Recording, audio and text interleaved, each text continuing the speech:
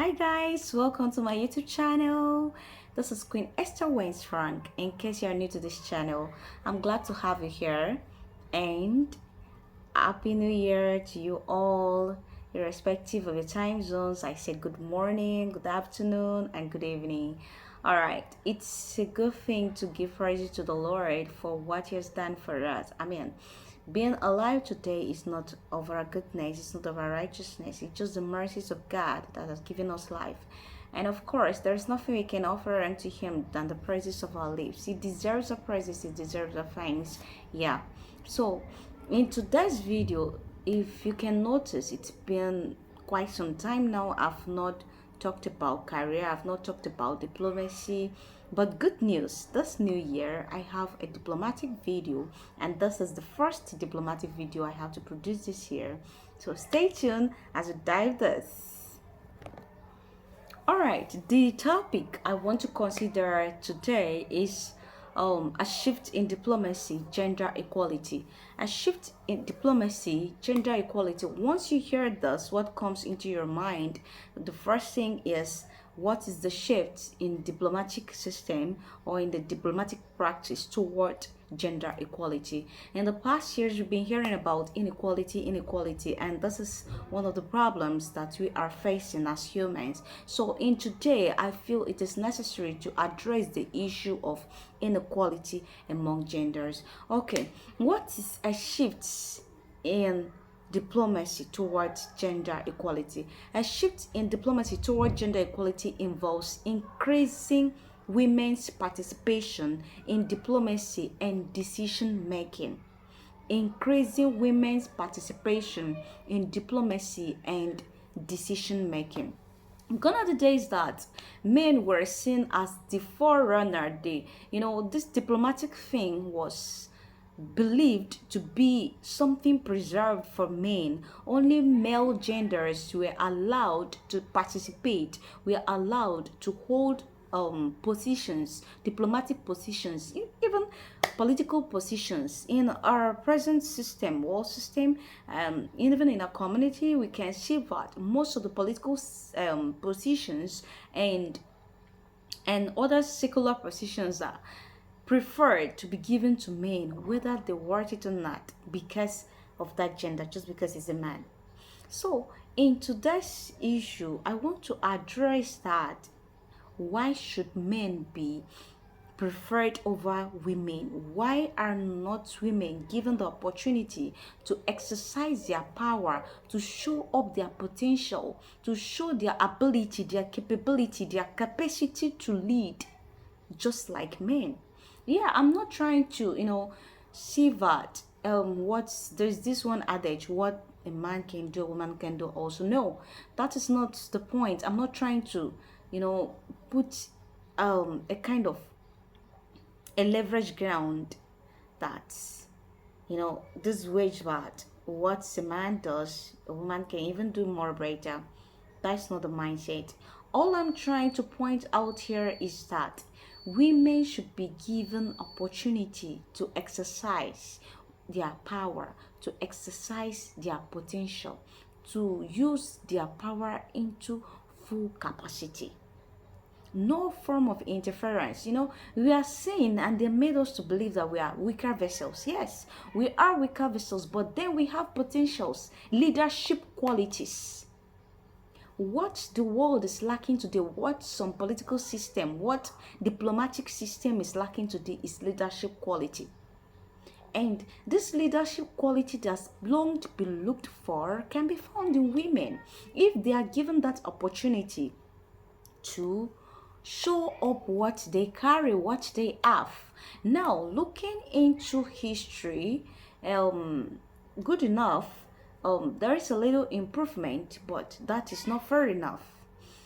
In the sense that every June 24 every year is given declared for women to celebrate, to discuss matters that concerns them and even matters that affect the world as well, the women all over the world.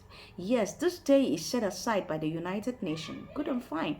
And then another good thing is that The Deputy General Secretary or the Secretary General of the United Nations is also a female in person of Jane Amina Mohammed or Amina Jane Mohammed. That's a good thing, but the question here is she's holding this position as a Deputy General Secretary or Secretary General to the United Nations. How many times has her word, her voice been heard? How many times has she been able to stand out just like the General Secretary to speak in a conference, to speak in whatever United Nations gathering we have? In the absence of the real person, that the real General Secretary is supposed to be the deputy to represent, right? But it's not happening. You can only hear a voice when it comes to issues that concerns women. So it doesn't mean that she's just there to represent women or to speak only when women has their gathering. It shouldn't be so. I've been looking forward to hear her, see her speak. Most of the conferences I've been able to, watch, United Nations conferences, even the most recent, I was expecting to see it, but it's not happening. Okay, from history, from my research, I also made to understand that since 1992 to 2019, only 25% of women have full participation, representation in the world of diplomacy. But why? If it's 25% of women, that means 75 is being occupied by male, which is supposed not to be so. And from that, you can see that there is no balancing. There's no gender equality. There's no gender balance. I used to hear in a secular system, a work system, for gender balance, let's have a female this for this position and or a male this for this position for gender. But no, it's not happening. It's actually not happening. Let's call a spade a spade. Okay, from 1992 to 2019, only 25%. And I will break it down. 13% represent the negotiators. They take part in negotiating with the counterpart, with other member states. Now, 5%, yes, another 6% represent the mediators. They stand in where there is war or something. They will send like a diplomat or ambassador or an envoy, what have you, to go there and stand in for the nation. 6% only. Now, another 6% are signatories, represent signatories in world peace processes worldwide. Is that really speaking? Is there any balance in that? Sometimes I feel bad about it. Yes, I'm a strong advocate for feminists. I'm a strong advocate for equality, not just about gender. When it comes to, status, there should be equality. You don't prefer the other than the other because, this one has a higher status, is richer, and this one is poorer. What if that poorer person you despise has what you do not have? What the world is clamoring for today, peace, they are not getting it. League of Nations was dissolved not because of anything, because it could not achieve its main purpose that it was created for. And that was maintaining peace, world peace. And that was why United Nations was recreated after the Second World War for this same purpose, but yet it seems to be failing. Why? Because we are still using the same ideology. We are still reading the same way we did. Why not try something different? Why not try to put in women? Why not try to let them represent without any form of interference, without telling them what to do? Women are blessed even in a family setting. They are seen as peacemakers. They are seen as the runner of the family.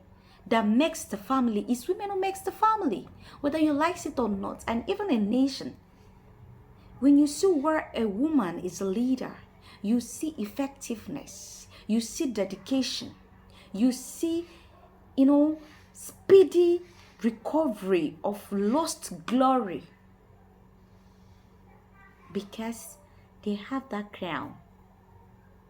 So, guys, what do you think? What do you see? What is your take? Should it continue like this inequality between genders? Or should there be something should be done about it? I urge the diplomatic system, the world of diplomacy, the world system to rise up and look into this issue of gender inequality. Yes, the SDG goal is hoping to get this gender equality. SDG 5, number 5, is expecting to get this in 1930, but this can be gotten before then, or 2030 rather. It can be gotten before then if something is done about it. All right, guys, this is where I'm gonna end my video. I want to hear your take. Thank you.